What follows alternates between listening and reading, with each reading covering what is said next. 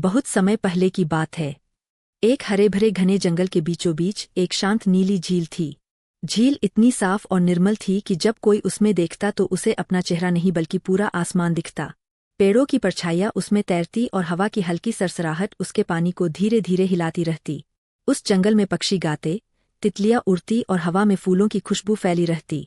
यह जगह इतनी सुंदर थी कि थका हुआ यात्री भी यहाँ आकर चैन से सो जाता। झील के किनारे एक छोटी सी झोपड़ी थी। उस झोपड़ी में एक बूढ़े साधु बाबा रहते थे। साधु बाबा बहुत शांत और दयालु थे। उनका कहना था कि अगर मन में शांति चाहिए तो इस झील के पास बैठो और आंखें बंद कर लो। झील की लहरें तुम्हारे दिल की बेचैनी को धीरे धीरे दूर कर देंगी। एक दिन गांव का एक बच्चा वहां आया। उसका नाम था आरव। वह बहुत बेचैन रहता था, नींद भी ठीक से नहीं आती थी। साधु बाबा ने मुस्कुराकर कहा, बेटा, आज रात तुम यहीं इस झील के पास रहना। देखना, तुम्हें कैसी मीठी नींद आएगी। आरव ने झील के किनारे लेटकर आसमान की ओर देखा। तारे धीरे धीरे टिमटिमा रहे थे। चांद की हल्की सी चांदनी झील पर बिखरी थी। हवा इतनी ठंडी और कोमल थी कि जैसे कोई माँ अपने बच्चे को थपकी दे रही हो।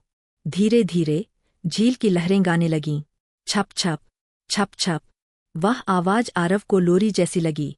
पास के पेड़ों से झींगुर की आवाज आ रही थी, मानो संगीत बज रहा हो। आरव ने आंखें बंद की और कल्पना की कि वह एक छोटी सी नाव पर बैठा है, जो झील के बीचों बीच तैर रही है।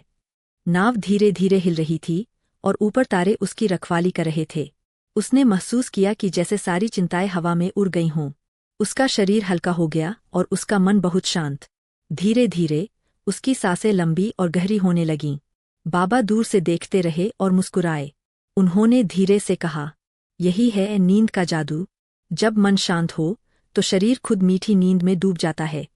और सचमुच कुछ ही देर में आरव गहरी नींद में चला गया।